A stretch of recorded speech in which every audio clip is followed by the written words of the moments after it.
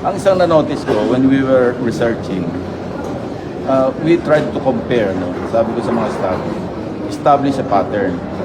Yung kanyang pronouncements about China, about the West Philippine Sea, talagang swak na swak do sa website, official website ng Ministry of Foreign Affairs of the People's Republic of China. So what does that indicate or tell you? Di ba? So kung gano'n ang kanyang position, pinaparot niya lang ba yung position ng China regarding the West Philippine Sea?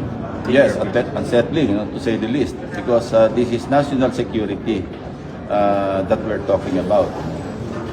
Especially na medyo delikado or delicate yung situation. Parang in the advent of the Iran war, diba? Parang iniisip ng marami baka magka World War III.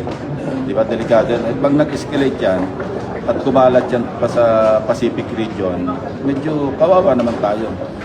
And tayo, as a very weak country militarily, huwag na nating katungan pa, huwag natin dagdagan.